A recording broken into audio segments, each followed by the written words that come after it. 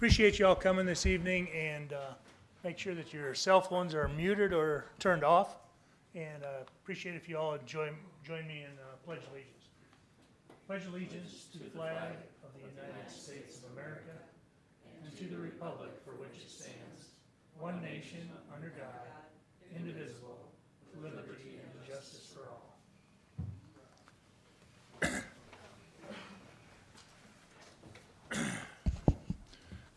So this evening, appreciate everyone coming, showing up for this Highway Department meeting. We're going to discuss our 5-year plan this evening. And Mike, who is our Highway Superintendent, Mike Slodchek, I'm going to turn it over to him here in just a minute, but I just want everyone here to understand that this is a plan, depending on what can happen on a year-to-year basis for the county. Things can change. And this will be turned into the state of South Dakota, but also if there's any changes or plan or something happening that we need to make changes to make sure that this all happens, we'll also return or send that into the state also. But this is our plan for at this moment to make sure that this stuff all happens in Yankton County as far as the highways, bridges, roads, and everything else. And with that, I'm going to turn it over to Mike, and he'll explain and go through the paperwork that's presented in front of you. Microphone.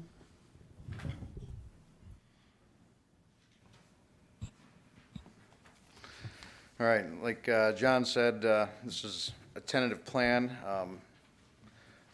like 2025, 26, 27. Follow them years pretty close. 28, 29, well, a lot can change until by then, but we still have something out there. One of the main reasons for this is for us to follow, plus the state. The reason we have to turn into the state, this gets us eligible for big funds for our bridges. So it's pretty important we have 70 some bridges, so we got a lot of bridges to be replacing. But starting out 2025, got the big map there too if you guys want. Microsurfacing, well, we've had some pretty good luck with microsurfacing. That is purple on the map there. So the Scotland Road there up in the northwest corner, and then Lesterville Road, south of Lesterville, all the way to the Boy Scout camp. 448 between 46 and 50, and then Whiting Drive from city limits to 444. We'll still have to do some patching, like 448 I know is going to need quite a bit of patching before it's ready for the micro, along with south of Lesterville there. North of Lesterville there, that's green, that is an overlay. I feel it's too rough to do a micro surfacing effectively, so we'll do an overlay on that next year. Chip seal of Johnson Bridge, the orange there, Johnson Bridge Road. If you remember, it was last year we overlaid that. I try to, when we do an overlay, I try to do the second year we do a chip on it.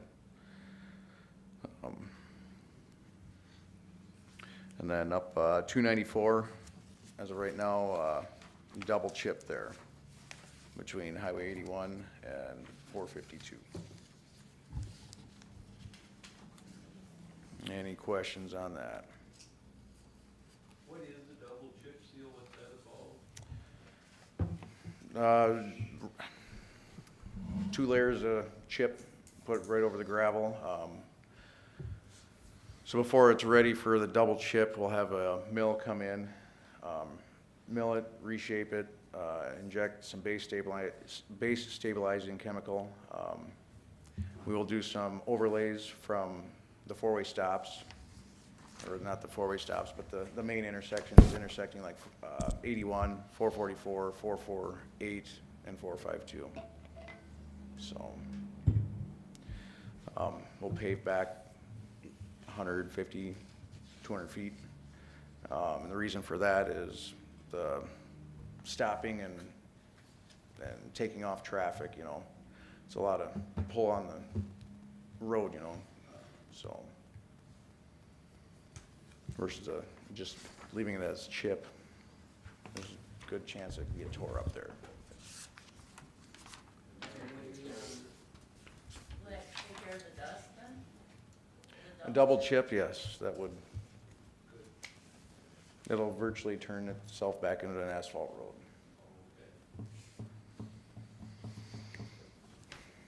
But- Alrighty. On the spreadsheet there, I got cost estimates there. If anybody, any questions on that?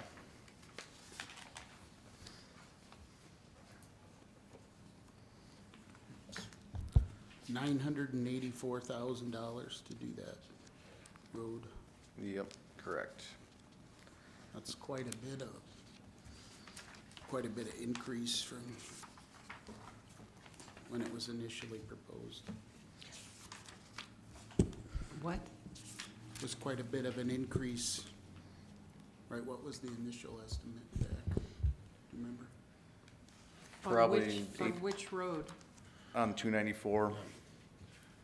And Back I in think 2019, it was probably around that 850,000. Okay, so I had, And my numbers, I do have them set on the high side.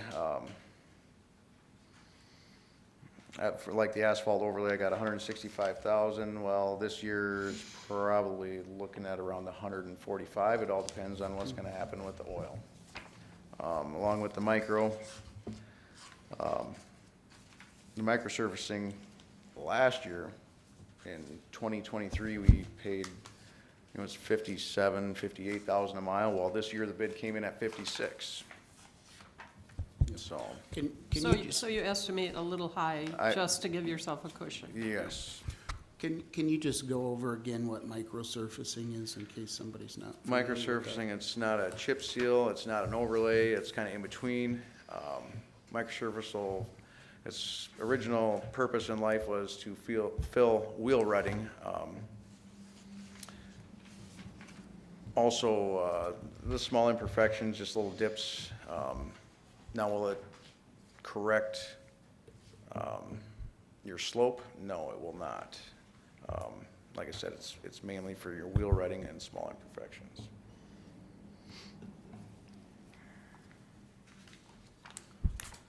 All right. So that's actually made for a paved road, For a paved road, yes. but 294 is a dirt road. Gravel road, yes. So you'd start with prime and an overlay or a double chip, and then you could do a microsurfacing on it later.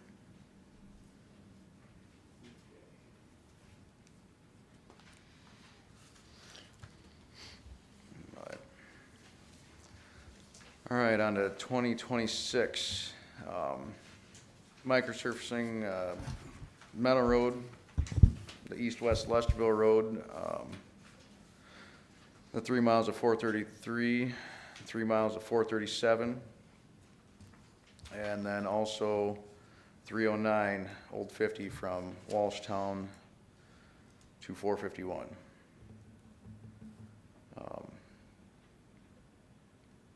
Back in 2020, I believe it was, we did a very thin, with a 3/8 mix overlay on Old 50 from 444 to approximately where 449 would be. That's been holding up really well. I noticed there's a few imperfections in it. Well, by 2026, I assume there'll be a few more. So we'll throw a micro at it and try to keep it in good shape.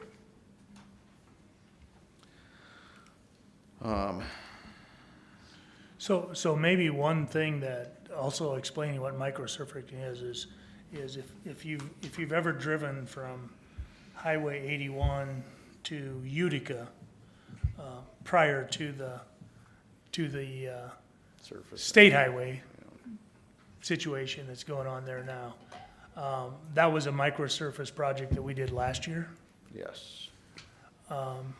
Also, from right now, this year, the road that we've done from Highway 50 to Utica, through Utica, and onto Highway 46, that's a microsurface project. And like Mike said, you level out the wheel ruts on that road, and then they put another surface on top of that. And what's really interesting in that process is that there's a highway surface oil product. There's a concrete mix in with that, that's mixed in with that. And then there's also a very fine fiber product that's also blended into that product. And the fiber product comes generally, at this point, from a company in Iowa that grinds up wind tower blades, so.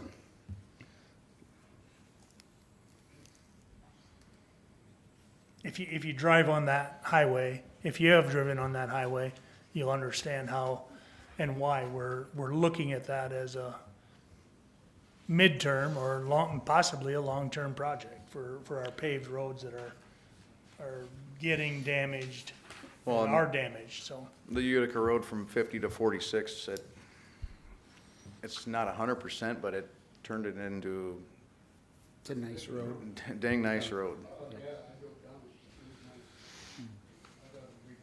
That'll buy us another 10 to 15 years, as long as we keep it sealed up. Yep. Well, there's an awful lot of traffic on there now, Yeah. Right, Highway 81. Yep. yep.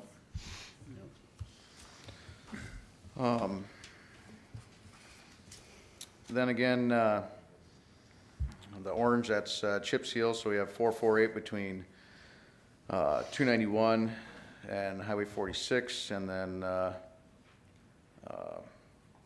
452 between Irene and 306. That between Irene and 306, that got microsurfaced 4 years ago, I believe. So it's due for a chip, and then 448, well, we overlaid that in '24. I shouldn't say overlaid it. We did a thin mat. If you notice, if you drive that, there's drag spots through there because the road was that far out of whack from patching over the years. And why I don't call it an overlay is because of that. We trued up the road, squared it up, put the correct slope back into it. It rides a lot better. But yeah, we're trying to stretch the dollar there. And I feel we accomplished what we wanted, so. But yeah, there again, every 2 years, or 2 years after a treatment like that, we wanna chip seal it. And then also, 291 up there between, 81 and 46, well, that got thrashed on pretty hard the last few years with the 46 project. I did have that up for a micro. I believe I had that on last year's 5-year plan in '26 for a micro, but I switched it to an overlay because I don't feel it's in good enough shape for that.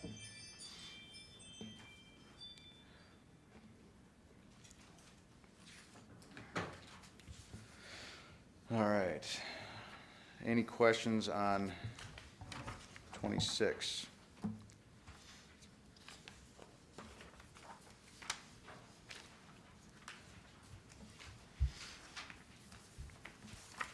That's one thing on them spreadsheets also. If you're looking at the total dollar amount on the bottom of the spreadsheets there, I try to keep it try to stick around that 3 to 3.5 million on that. It's kind of my goal.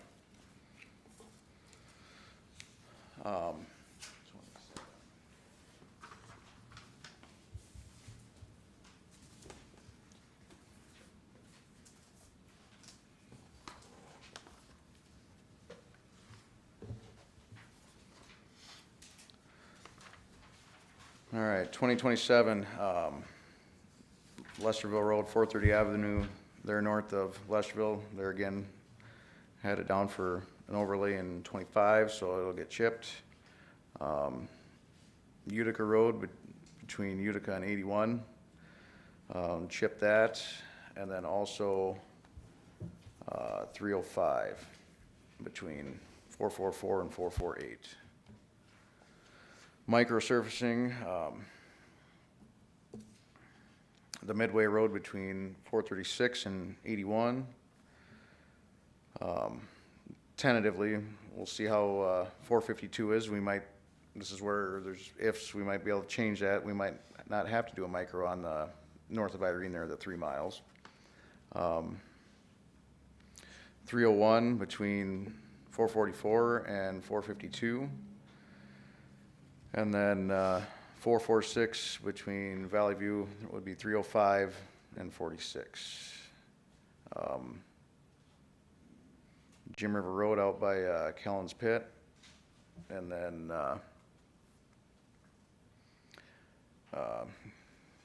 451 between 309 and where it zigzags down to the bottom there.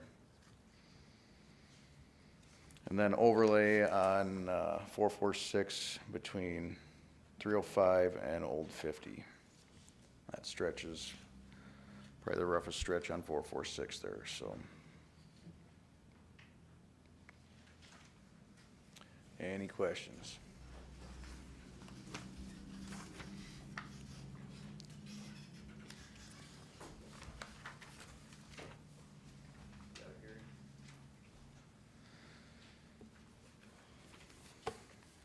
All right, on to 2028.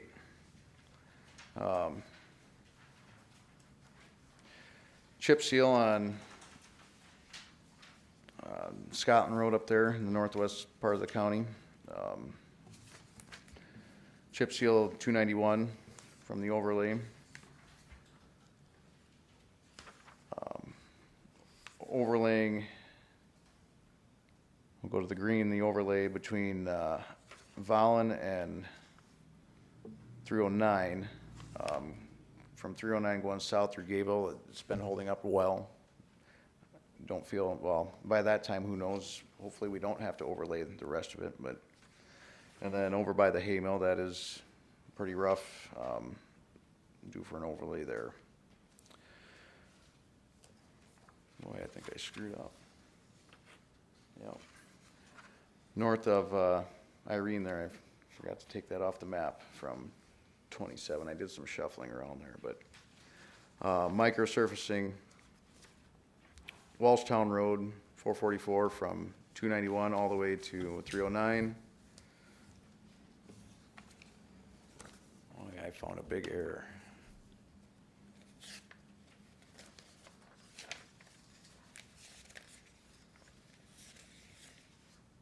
Yep. 309 is not supposed to be on 28. I got a pen, I might as well correct that because I gotta fix that. You mean 306 to 309? What's that? Do you mean 306 to 309? 309 from 444 to 449 should not be micro. There should be nothing on that for 2028. My eyes were going buggy by the time I got done with all these maps. But, and then micro on 305, 306 Bluff Road over there by Vollen. That was overlaid in 2011-ish, somewhere in there. So might as well try to keep that up in shape. And then also Deer Boulevard between 314 and Highway 50. That was overlaid in probably 2014, so. Any questions on 28?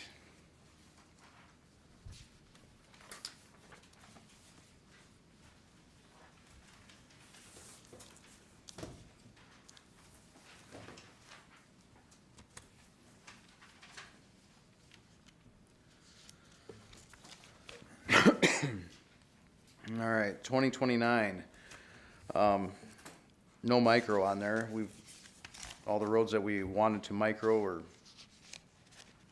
wanted to get all them done within the 5 years. Kind of my plan is after everything's microed, I would like to start to seriously look at some of these roads and start doing full depth reclamation and overlay. Some of these roads, for instance, 448 between 46 and Highway 50, the Lesterville Road between Lesterville and Highway 50. If we put an overlay on them roads, we're going to have steep drop-offs. It's time to start over, push the shoulders out, possibly pull the inslopes in. I guess my goal was to get everything in decent shape, better shape than what we were at, and finally get to a point to where we can start doing some major improvements.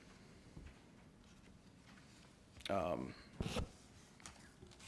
that's one of the goals with the micro, plus the micro in the future on some of these are better roads. We got to continue doing that if the road is in shape enough to do it. So,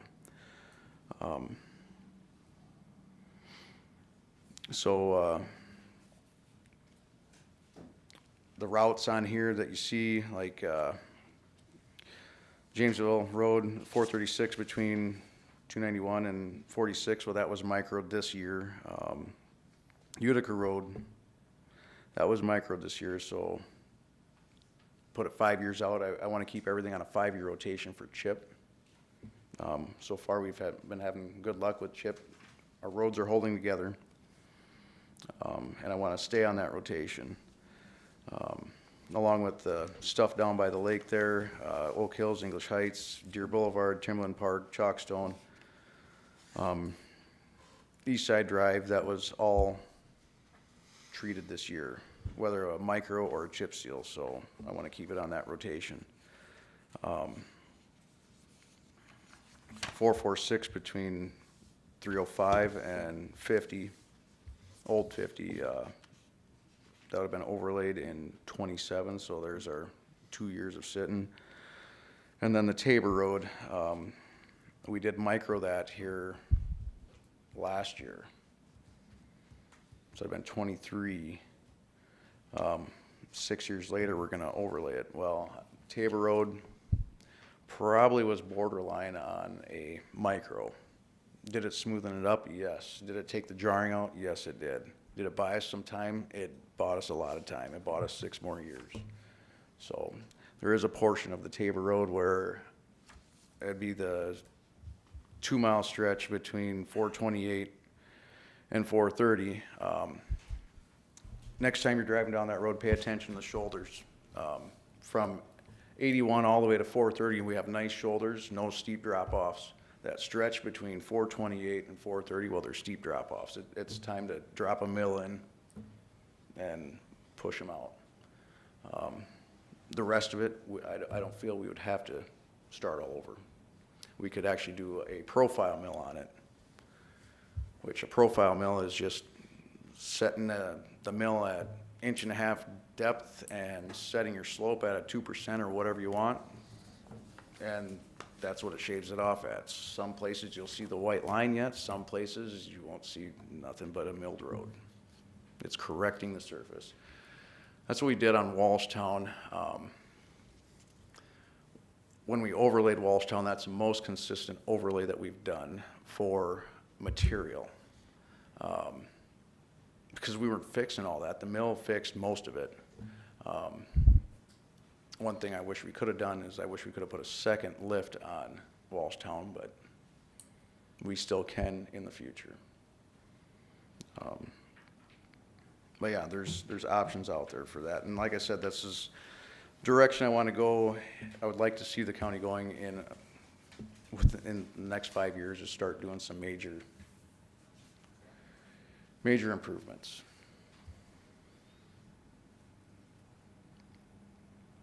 Any questions?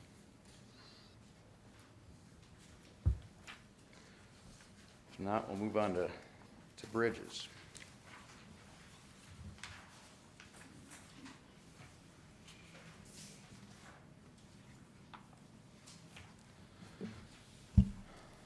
Bridges for 2025.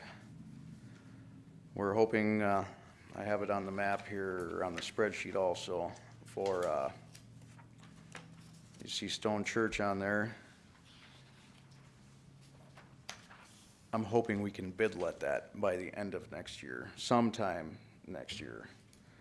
And then also southwest of Lesterville there, about 5 miles, there's a green spot there. That would be a bridge removal project that was supposed to happen this year. The process that the state had to do was it didn't get all completed, so therefore it's getting bid let this fall for next year. So that project, instead of being done this year, will be next year. And then also, north of Valley View there, on 446, north of 305, there's a bridge there that we been talking about replacing for the last few years, and we've been pushing that one down the road, but we're gonna get after it next year. It's about a 54-foot long bridge, so. And then also there, right at Vollen, you'll see green outline around that bridge there. Well, we are going to apply for a PE grant through the state, preliminary engineering grant. They'll do the hydraulics, figure out type, size, location, if we need to shift the bridge east or west, the width, because currently 149. Yeah, currently that bridge is 26. Well, if you have 2 trucks on there, that's kind of tight yet. We'd probably bump it out to 32 foot wide, since it's on an asphalt. But that's the plan for next year with our bridges. 2026, be on 442 south of 291, 1.5 miles. That's on a county maintained gravel. That bridge is due for replacement. 27, just north of Marindal Lake there, south of 46 there, close to 447. That one there, it's kind of in a screwy spot. There's a curve right at the end of the bridge.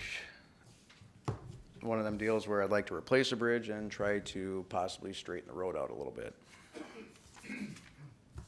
Try to make it a little safer. In 2028, northwest of Irene, there's 2 bridges there. They're identical. The deck units are in good condition. The abutments are made of wood, so what we would do is pull the deck units and then have new abutments poured and set the old deck units back on it. So each bridge, we did 2 of them this year. I think this year was right around 130,000 a piece is what it cost us. No more load rating. We'll get another 30 years out of them bridges. And in 30 years, say them deck units are starting to be in tough shape. Well, the abutments are only 30 years old, so you can set another set of deck units right on them existing abutments, so you have half the cost, less than half the cost.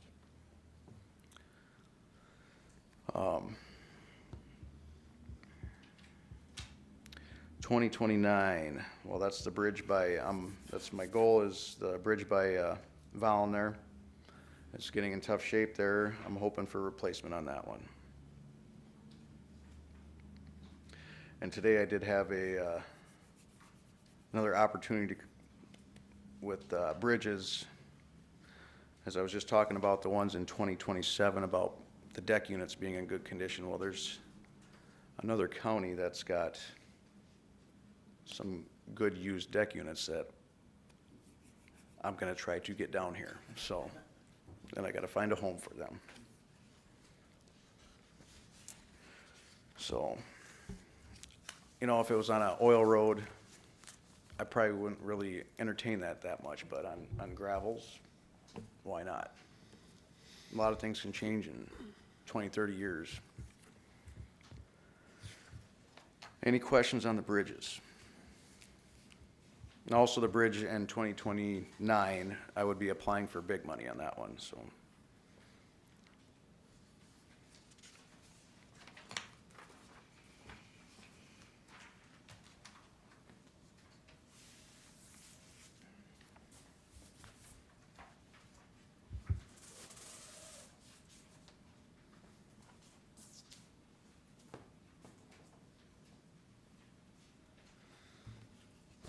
Well, today when I was putting together these handouts, I was going to print off a map of 2024 for this project status list. Well, they were already stapled together and I was not going to take them apart, so we're going this route.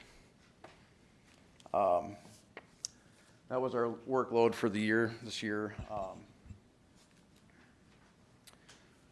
The microing, all the microsurfacing on the map there, 436 Utica Road,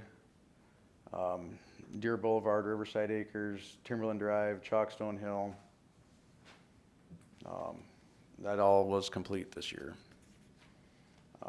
Then also the chip seal, Oak Hills, English Heights, Timberland Park, East Side Drive, Walshtown, and north of Lesterville, or north of Irene, that all was complete. It's hard to see, but 448 between 305 and 307, there was shoulder issues there, so we did a full depth mill on that, added rock, and overlaid it. So that got complete, and on the map up there on 448, I had it down for just 3 miles of that overlaid / leveling mat, while we did all 6.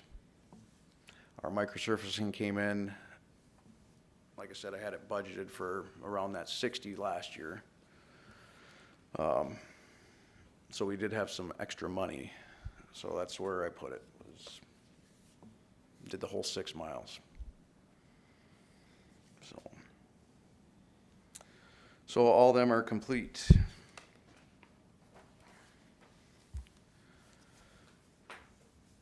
Project status on the bridges. The one, the top one there in Odessa, that's one of them where we peeled the deck units off. We actually moved them deck units south to the bridge on 432nd Avenue down in Zizkov. And then the deck units for the one in Odessa, we actually got them from a neighboring county. Because them deck units, we put 50s on the first bridge. Because the first bridge had 40s, well, we put the 40s down in 432 down in Zizkov. It worked out good. And the reason for doing something like that, going from a 40 to a 50 on that first bridge there in Odessa, was the abutments are probably 12 foot tall. Well, if you bump out the abutment, or bump the bridge out a little wider, you can build your abutment with concrete. It doesn't have to be all the way to the bottom of the creek bed. You can armor all of that with riprap, saving you money in the long run. So.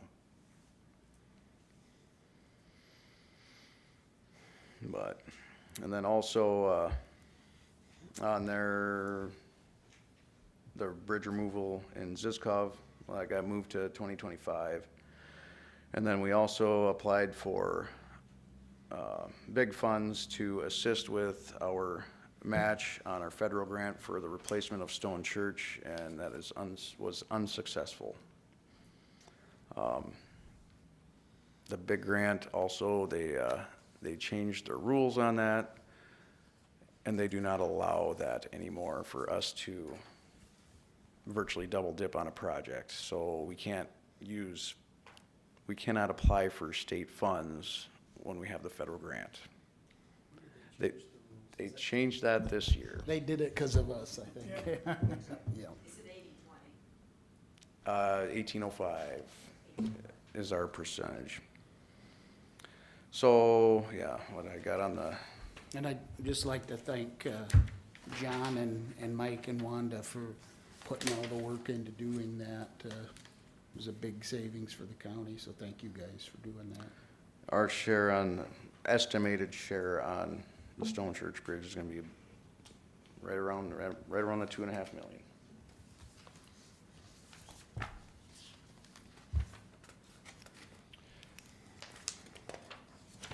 that's just the bridge, that's not a road raise or anything?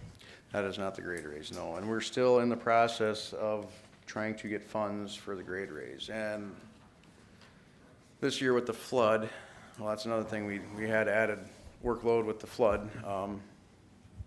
Anyways, I had to meet ER out there, Federal Highway out at Stone Church, because we had road damage there. And right now, we're trying to apply for FEMA funds for that grade raise. We're trying to get that, been working on that for the last 4 years.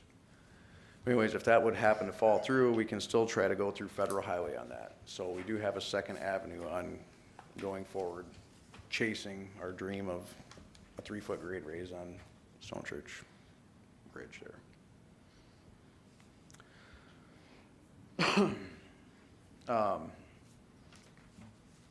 And last of all, I got our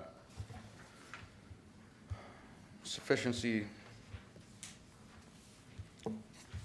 our condition of our bridges, all of our bridges. That's a spreadsheet with the green, yellow, and red. Well, right now, it looks pretty awesome, you know. We have a lot of green, a little bit of yellow, very little red. Well, it looks good now, but we still have to stay on our plan of replacing bridges every year. We need to do 1 to 2 bridges because everything is to that point to where it's 70, 80 years old, you know. Some of them are, you know. Our most expensive bridges are either red or yellow too. But it's like the one by Vollen. We had our bridge inspections done to that, and this year, and I knew we were going to see issues in the future, and well, it's to the point to where that's why I'm looking at replacing that bridge, because here in the next few years, there's going to be a load rating put on it. Is it not safe to drive on? No, that's not the case. It's safe, but there's issues there. But yeah, in the last few years, we've really knocked out a lot of yellows and reds on this, so I continue to keep doing that. Any questions on any of the 5-year plan? Or any road questions, any bridge questions, anything in general? In general. I did, Maybe Come up come to up the to the microphone. I'm always happy to speak loud. So 437th is taking a beating because of the 81 project, because it's like on the west side of the county, it's the closest through road. The crossing at the Napa line, the Napa rail line, sucks. You almost have to slow down to 5 miles an hour or you will lose something, whether it's a tire or your exhaust or whatever it is. And I know the county has no control over the actual crossing, but the county commission can certainly contact that railroad, whoever operates that railroad, and I know there's a Napa Rail Authority, to do something about that. Because the 81 project goes through all winter into next year, and that road will continue to get pummeled. The BN crossing is great. You don't have to slow down too bad for that. You should always slow down for railroad crossings, but you don't have to go down to 5 miles an hour for that one. So that one is pretty tough, and I would ask that if someone from the commission could call the state or whoever operates that line right now and do something. I know there's a lot of people locally who would like to just do the old 2 AM, dump some gravel, but that's not safe either. So I don't know how much it's being used. But I know there's a lot, and now with the truck traffic, with everybody's hauling corn now and beans, they'll be using that road too. So, thank you. So I'd like to make a point here also. I appreciate you bringing that to our attention. This is the first that I've heard about that. I don't drive that road very often. Yep, that's why I'm here. So I appreciate that, and I'd like to make a note that if there's issues like that out there in the county, I understand that maybe you don't want to mention it or whatever, but that's what we're here for. And I would appreciate phone calls exactly like this, so that we can deal with those. And you're right, it's not our responsibility to make sure that railroad crossing is smooth enough, but at the same token, our constituents are traveling those roads, and we need to make it safe for them. So whatever we need to do to get a hold of the right person to make sure that it's fixed. But if we don't know about it, we can't make those calls. Absolutely So I appreciate right. that. Absolutely right. So I appreciate that. And I will make it an effort tomorrow morning to actually take care of that. So, or Perfect. make a phone call and see what I can do about it. Yeah, it's historically been a bad crossing for years. It's just that it's exacerbated because of the construction. And I have gotten phone calls on that, and I've actually called also, if every crossing has a telephone number on it and a crossing identification number. That's what I tell people, I'm like, call that in. The more people complain about it, the more of a chance something's gonna get done about it. Yep. So.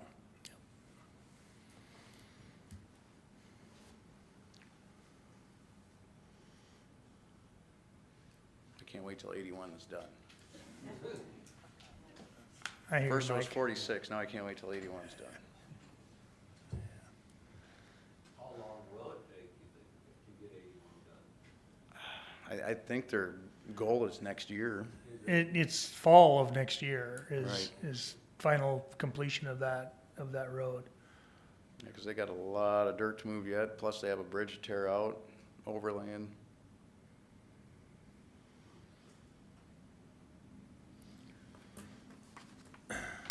I guess I don't know if they're doing asphalt or concrete there permanently. I don't know. I'm not sure either. Is it asphalt?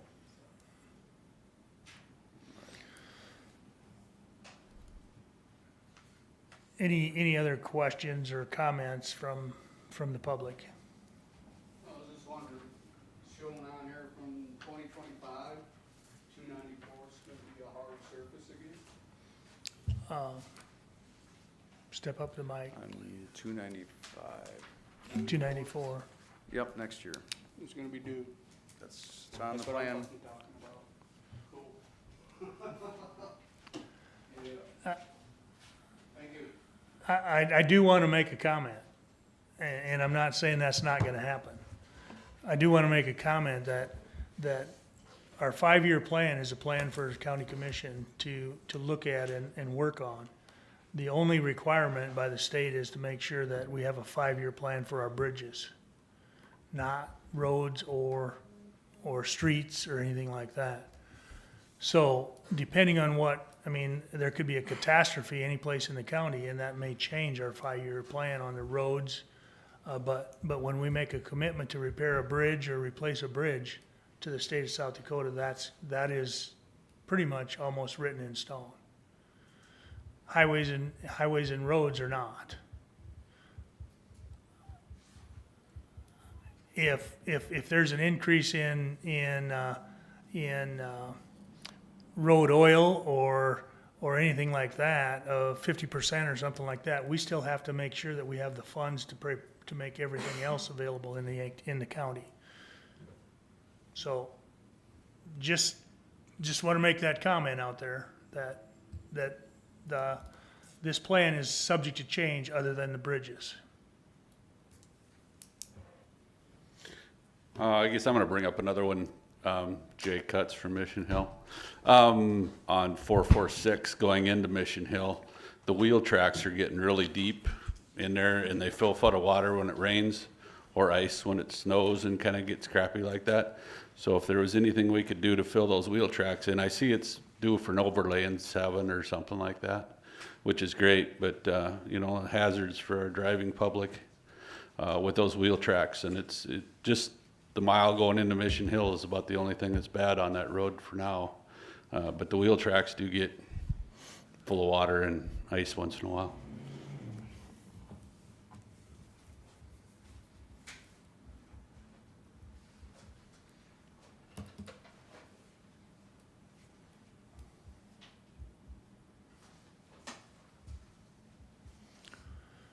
So I'm assuming Mike is gonna want approval for this 5-year plan to send to the state of South Dakota. I think he needs to correct the error that he found tonight. Okay? Once he corrects that error, And plus, we gotta do it at a Yeah. regular commission meeting, cause I need meeting minutes Right, and all that right, stuff. right, so. right. yeah, which But- is next Tuesday. Yep, so, Plenty of time. Mr. Chair, I'd just like to thank Mike and his team for all the hard work they've done. I've got a lot of good comments. The roads have really never looked better, and, you know, thank you two that serve on as the liaison, and thank you to your crew. Could you please mention that? And, you know, like, hearing a lot of good things for the public, so I think we deserves a round of applause and a thank you. So thank you, Mike, for all your work you do for us.